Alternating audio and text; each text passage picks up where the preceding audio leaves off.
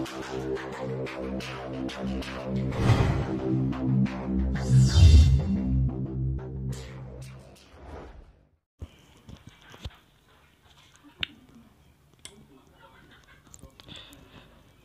pajak.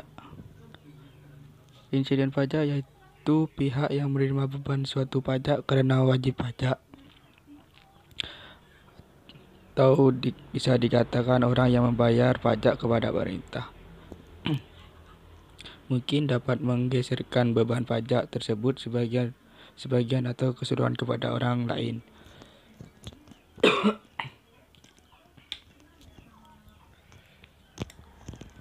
Selanjutnya, insiden pajak ada dibagi menjadi 3, yaitu insiden pajak anggaran berimbang, kedua insiden pajak absolut atau absolute indecence,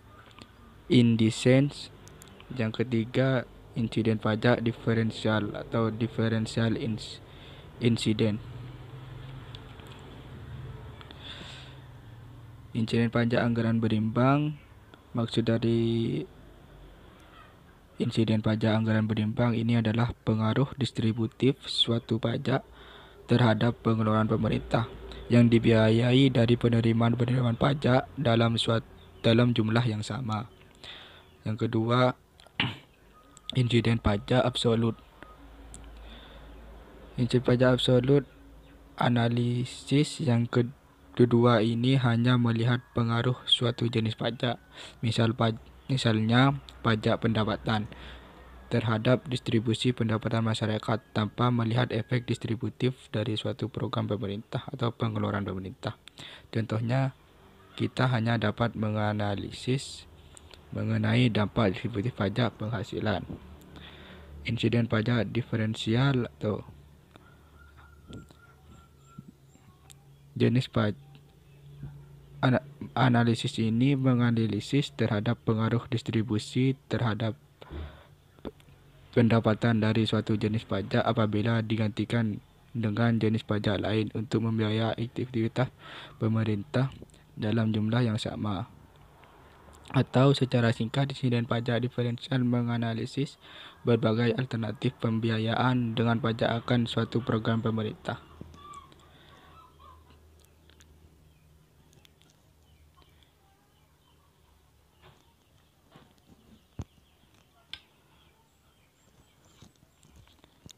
Selanjutnya, modal keseimbangan parsial. Modal penentuan harga yang hanya melihat pasar di mana pajak dikenakan dan mengabaikan konsekuensi di pasar lain. Unit pajak pada komoditas. Mempelajari kejadian pajak tidak laku karena diberlakukan sebagai jumlah tetap per unit komoditas yang dijual. Insiden pajak satuan tidak tergantung pada pajak yang dipungut pada konsumen dan produsen. Perbedaan pajak antara harga yang dibayar oleh konsumen dan harga yang diterima oleh produsen. Insiden pajak suatu satuan tergantung pada elastisitas penawaran dan permintaan. Beban pajak yang dibayarkan oleh konsumen lebih besar daripada produsen. Semakin elastis kurva permintaan, maka semakin sedikit pajak yang ditanggung konsumen. Begitupun pada kurva penawaran. Jika semakin elastis, maka semakin sedikit pajak yang ditanggung produsen. Selanjutnya yaitu kurva unit pajak pada komoditas. Pada titik akhir A, yaitu ini. Titik ini menunjukkan harga maksimum suatu barang yang orang bersedia untuk membayar PA dan juga QA. Sebagian besar yang orang bersedia membayar menghabiskan QA dan juga PA. Mereka tidak mempercayai pajak. Pajak tidak mempengaruhi penilaian mereka terhadap suatu barang. Namun, ketika orang membayar per galon, maka produsen tidak lagi menerima seluruh jumlah. Sebaliknya, mereka hanya menerima PA dikurangi dengan U, jumlah yang berlabel titik B. Titik B yaitu ini, dari A ke B.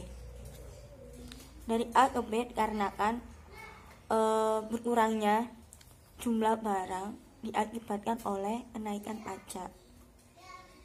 Dengan kata lain, setelah pajak unit dikenakan, A tidak lagi menjadi titik pada kurva permintaan, seperti yang dirasakan oleh pemasok. Selanjutnya yaitu kurva keseimbangan pajak satuan yang diberlakukan.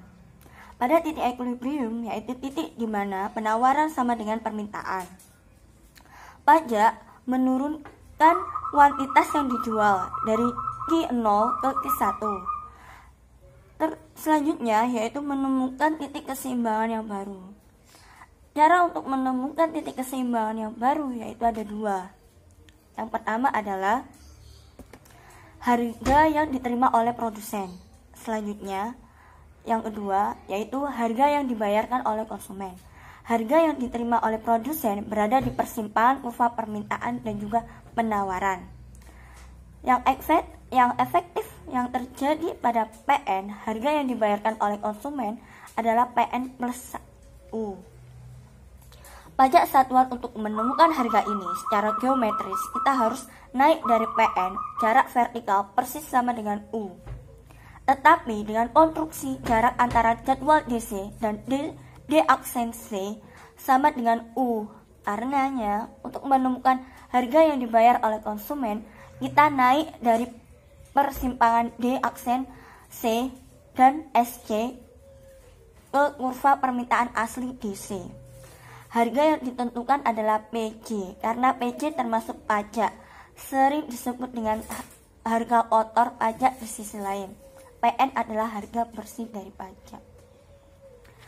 Artinya, PJ adalah harga setelah dikenai pajak, sedangkan PN adalah harga yang belum dikenai oleh pajak.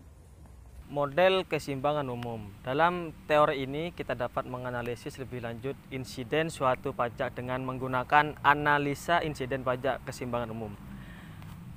Pendekatan ini tidak hanya melihat alokasi badan pajak pada sektor yang dikenakan suatu pajak saja, tetapi juga pada sektor-sektor lain yang berhubungan. Misalnya pemerintah mengenakan cukai terhadap bensin.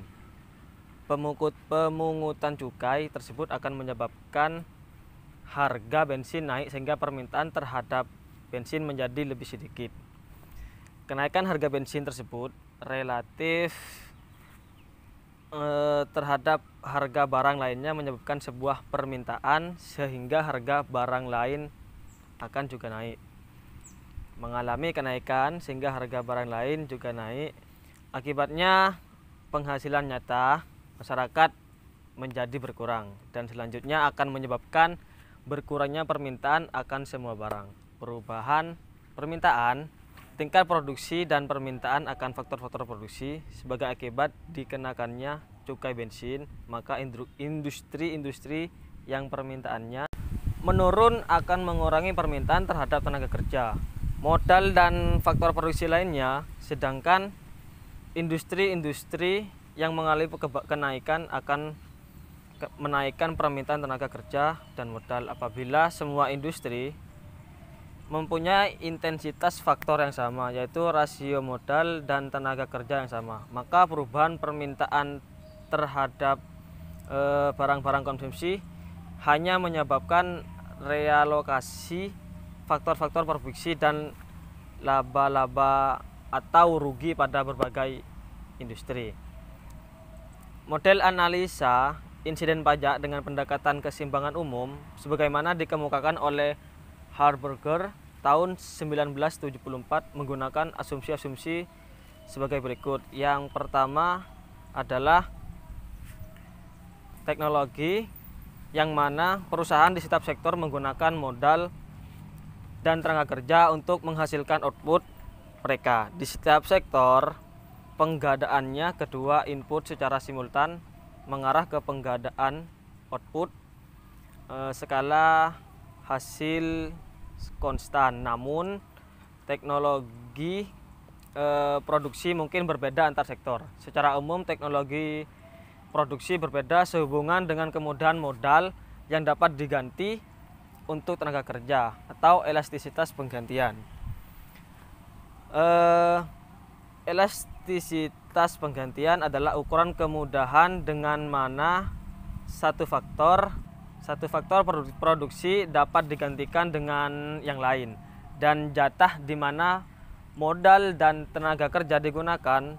Sebagai contoh, rasio modal tenaga kerja dan dalam produksi makanan adalah sekitar 2 kali lipat yang digunakan dalam produksi tekstil. Dan yang kedua adalah perilaku pemasok faktor. Pemasok modal dan tenaga kerja memaksimalkan pengembalian total. Nah, selain itu, modal dan tenaga kerja adalah ponsel yang sempurna. Mereka dapat dengan bebas bergerak lintas sektor sesuai dengan keinginan pemiliknya. Konsekuensinya pengembalian marginal bersih ke modal harus sama dengan setiap faktor, dan demikian juga marginal neto kembali ke tenaga kerja. Kalau tidak, akan mungkin untuk meregulasi modal dan tenaga kerja sedemikian rupa sehingga total laba bersih ditingkatkan. Dan yang ketiga adalah struktur pasar. Perusahaan kompetitif dan memaksimalkan laba, dan semua harga atau termasuk tingkat upah sangat fleksibel. Oleh karena itu, faktor sepenuhnya yang digunakan dan pengembalian yang dibayarkan kepada masing-masing faktor produksi adalah output yang dihasilkan oleh unit output terakhir.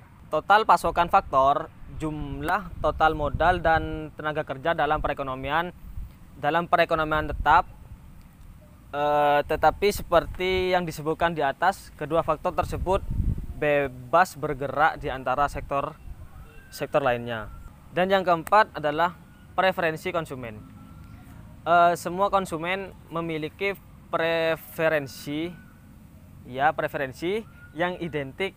Karena itu pajak tidak dapat menghasilkan efek distribusi apa yang dengan mempengaruhi penggunaan pendapatan orang. Asumsi ini memungkinkan kita untuk berkonsentrasi pada pengaruh pajak terhadap sumber pendapatan. Dan yang terakhir, kerangka kerja insiden pajak. Kerangka kerja untuk analisis ini adalah insidensi pajak diferensial. Kami mempertimbangkan pergantian satu pajak dengan pajak lainnya. Oleh karena itu, kira-kira jumlah pendapatan yang sama dan yang tersedia untuk mempertimbangkan sebelum dan sesudah pajak. Jadi tidak perlu lagi untuk mempertimbangkan bagaimana perubahan dalam pendapatan agregat, perubahan permintaan saya, dan harga faktor. Ya, selanjutnya yaitu analisis berbagai jenis pajak dengan model keseimbangan. Di sini ada berbagai jenis pajak, diantaranya yang pertama yaitu pajak komoditas dengan simbol TF. Ketika pajak atas makanan dikenaikan, atau kita beri contoh, ketika pajak makanan naik, harga relatif meningkat walaupun tidak harus dengan jumlah pajak. Oleh karena itu, konsumen mengganti produk makanan akibat lebih sedikit makanan dan lebih banyak manufaktur yang diproduksi. Yang kedua yaitu pajak penghasilan dengan simbol T. Seperti telah disebutkan, pajak penghasilan setara dengan serangkaian pajak atas modal dan tenaga kerja pada tingkat yang sama karena persediaan faktor sudah sepenuhnya diperbaiki. Pajak ini tidak dapat digeser, ini ditanggung proporsional dengan pendapatan awal orang. Dan yang ketiga yaitu pajak umum tenaga kerja dengan simbol TL. Pajak umum tenaga kerja adalah pajak tenaga kerja dalam semua penggunaannya dalam produksi makanan atau manufaktur. Akibatnya, tidak ada insentif atau mengalihkan penggunaan tenaga kerja antar sektor. Dan yang keempat yaitu pajak sebagian faktor dengan simbol TKM. Ketika modal digunakan di sektor manufaktur hanya dikenakan pajak, ada dua efek awal. Yang pertama, efek keluaran, yaitu di mana harga manufaktur cenderung naik yang mengurangi jumlah dan diminta oleh konsumen. Yang kedua yaitu efek pergantian faktor karena modal menjadi lebih mahal di sektor manufaktur. Produsen di sana menggunakan lebih sedikit modal dan lebih banyak tenaga kerja. Dalam efek pergantian faktor ini lebih meminimalisir modal dan memperbanyak tenaga kerja agar output yang dihasilkan ke depannya lebih banyak meskipun dengan modal yang sedikit. Selanjutnya itu perubahan asumsi modal keseimbangan umum. Di sini terdapat 3 asumsi. Yang pertama yaitu perbedaan selera individu dengan asumsi semua konsumen memiliki preferensi yang sama atau pilihan yang sama untuk kedua barang yang dipilih. Ketika tidak mempunyai preferensi atau pilihan, perubahan yang diinduksi pajak dalam distribusi perubahan pendapatan mengambil pengutusan pengeluaran agregat dan karenanya harga dan pendapatan relatif mengikuti asumsi dari masyarakat. Yang kedua itu faktor tidak bergerak dengan asumsi. Sumber daya bebas mengalir antar sektor mencari tingkat pengembalian setinggi mungkin. Namun, karena alasan kelembagaan atau teknologi, beberapa faktor mungkin tidak bergerak, seperti faktor modal atau lainnya. Yang ketiga itu persediaan faktor variabel dengan asumsi. Total persediaan kedua faktor tetap, namun dalam jangka panjang, pasokan modal dan tenaga kerja untuk ekonomi bervariasi dan mengizinkan pertumbuhan dapat mengubah kesimpulan dari model statis sepenuhnya di kepala mereka. Pertimbangkan pajak faktor umum dalam modal. Ketika persediaan modal ditetapkan, pajak ini sepenuhnya ditanggung oleh pemilik modal. Insidensi pajak faktor parsial dalam model keseimbangan umum. Insiden pajak faktor parsial dalam model persamaan ekuilibrium umum adalah pajak atas modal di sektor manufaktur mengarah ke efek output dan efek substitusi.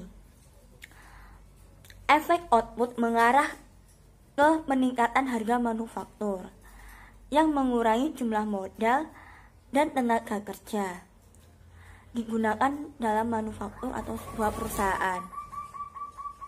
Jika sektor manufaktur padat modal, harga relatif modal turun. Jika padat tenaga kerja, harga relatif modal naik. Sedangkan faktor substitusi menyebabkan produsen menggunakan lebih sedikit modal dan lebih banyak tenaga kerja yang menyebabkan penurunan relatif harga modal. Selanjutnya yaitu pajak umum tenaga kerja. Pajak umum tenaga kerja adalah pajak tenaga kerja dalam semua penggunaannya dalam produksi, makanan, dan perusahaan atau manufaktur. Akibatnya, tidak ada insentif untuk mengalihkan penggunaan tenaga kerja antar sektor selanjutnya. Asumsi pasokan faktor tetap menyiratkan tenaga kerja harus menanggung seluruh beban pajak sebagian faktor atau T kecil, K besar, dan M besar. Ketika modal yang digunakan di sektor manufaktur hanya dikenakan pajak, ada 2 efek. Ada efek yang pertama yaitu efek output. Seperti yang dijelaskan sebelumnya, harga manufaktur cenderung naik yang menguraikan kuantitas yang diminta oleh konsumen. Sedangkan yang kedua, efek substitusi. Efek substitusi faktor karena modal menjadi lebih mahal di sektor manufaktur atau perusahaan. Produsen di sana menggunakan lebih sedikit modal dan lebih banyak tenaga kerja. Saya di sini akan menjelaskan dari slide ke-14 yaitu beban kelebihan pajak, di mana pajak yang dibebankan kepada konsumen untuk diserahkan kepada pemungut pajak. Contohnya, Bimo biasanya membeli es krim sebanyak 10 dengan harga $1. Kemudian pemerintah menaikkan pajak es krim tersebut menjadi 25%, jadi harga es krim yang biasanya dibeli Bimo menjadi $1,25. Karena Bimo keberatan akan pajak tersebut, Bimo lebih memilih untuk tidak mengkonsumsi es krim tersebut dan mengkonsumsi barang jasa lainnya. Karena itu pajak es krim menjadi 0. Dengan demikian, pajak dapat meningkatkan pendapatan BIMO kecuali kenaikan akan harga mengurangi kuantitas barang. Pajak telah menguatkan keputusan ekonomi sehingga dapat mengakibatkan hilangnya kesejahteraan di atas dan di luar pendapatan pajak yang dikeluarkan. Di sini saya akan menjelaskan pengukuran beban berlebih dengan kurva permintaan, di mana kelebihan beban komoditas pajak itu menyebabkan surplus konsumen terkulai, tetapi hanya meningkatkan GFDH dalam permintaan pajak. Dan FID adalah beban berlebih pajak. Di mana kurva di sini yaitu hubungan antara kuantitas gandum dan harga. Diasumsikan bahwa garis DB yaitu garis permintaan gandum. Gandum pada Q1 dengan PB biaya marginal yaitu secara konstan garis penawaran di SB. Ketika gandum dikenakan pajak, maka harga naik ke PB1 plus TB. Dan kuantitas bergeser ke kanan menjadi Q2. Penentuan pajak berlebih adalah di titik GFIH, di mana titik GFDH adalah beban pajak gandum sebenarnya dan FID adalah beban pajak berlebih. Di sini saya akan menjelaskan pajak diferensial untuk input. Dalam contoh pajak penghasilan sebelumnya, kita berasumsi bahwa pajak pendapatan tenaga kerja dikenakan pada tingkatan yang sama tanpa melihat di mana tenaga kerja tersebut dipasok. Tetapi pajak pada suatu input tergantung di mana dia digunakan. Misalnya, pertama, perusahaan modal korporasi mendapatkan pajak yang lebih tinggi dibandingkan dengan perusahaan modal non-korporasi. Kedua, pajak diferensial sektor pasar. Contohnya tenaga kerja yang bekerja di rumah dengan tenaga kerja yang bekerja di pasar. Tenaga kerja yang bekerja di rumah akan mendapatkan penghasilan yang lebih tinggi dan tidak dikenakan pajak. Akan tetapi, suatu individu tersebut jika bekerja di pasar, maka dia akan mendapatkan pajak pendapatan dan pajak gaji. Kurva ini adalah kurva yang menjelaskan alokasi uang antara pekerja rumah tangga dengan pekerja yang di pasar. Titik 0 ini merupakan garis horizontal yang mengukur jumlah total tenaga kerja yang tersedia untuk masyarakat. Individu mengalokasikan tenaga kerja untuk pekerja rumah tangga dengan pekerja yang di pasar sehingga terdapat nilai dari produksi keduanya, produksi margin dari sektor bekerja di rumah dengan sektor bekerja pasar bertemulah di titik H bintang. PMP merupakan nilai produk marginal. Jika kita lihat 0 pada garis horizontal bekerja di rumah, jika kita tarik garis pada pekerja di rumah semakin ke kanan bawah atau semakin ke bawah, maka jam yang dihabiskan di rumah ini tidak akan mendapatkan nilai tambah, tetapi akan menurun pendapatannya. Ini merupakan manifestasi dari hukum pengambilan marginal yang semakin berkurang. Dan dari sisi sebelah kanan 0 pada garis horizontal ke atas ini merupakan kurva bekerja di pasar. Ingat bahwa gerakan ke kiri pada poros horizontal mewakili peningkatan jumlah tenaga kerja yang dialokasikan untuk pekerja pasar. Meskipun kita memperkirakan kedua jadwal akan berkurang sehubung dengan jumlah tenaga kerja yang digunakan pada sektor masing-masing, tidak ada alasan untuk mengharapkan jadwal memiliki bentuk yang sama, sehingga mereka tidak digambarkan sebagai gambar atau cerminan Kutch pada lainnya. Lalu, saya juga akan menjelaskan bagaimana alokasi tenaga kerja antara kedua sektor. Yang pertama, asumsikan bahwa individu mengalokasikan waktu mereka untuk bekerja di rumah dan pekerjaan pasar untuk memaksimalisasikan total pendapatan mereka. Lantas, oleh karena itu, kedua sektor tersebut nilai produk marginalnya adalah sama di kedua sektor. Jika tidak, akan memungkinkan bagi orang untuk merelokasikan tenaga kerja antara sektor-sektor tersebut untuk meningkatkan pendapatan mereka. Penjelasan ini akan dijelaskan dengan kurva selanjutnya. Akan tetapi mohon maaf jika penjelasan ini kurva tersebut ada kesalahan, mohon untuk dibenarkan ya Bu. Silakan. Di sini saya akan menjelaskan tentang kelebihan beban perpajakan yang berbeda dari masing-masing input. T sama dengan pajak. Kita lihat pada kurva sebelumnya, di pasar kurvanya di garis horizontal itu berada di posisi pertama sini. Dan penjelasan sebelumnya adalah jika kita bekerja di rumah, maka mereka tidak dikenakan pajak, sehingga kurva pada bekerja di rumah berada di sebelah sini. Orang-orang mengetahui jika kita bekerja di rumah, kita tidak akan mendapatkan pajak. Jadi mereka memilih untuk bekerja di rumah, sehingga kurva pasar yang awalnya berada di sini menurun ke bawah atau bergeser ke bawah sehingga berada di sebelah sini. Ini mengakibatkan awalnya yang kurva pertemuannya bertemu di titik sini, di titik H bintang, bergeser ke sebelah kanan menjadi di titik H1, yaitu di sebelah sini.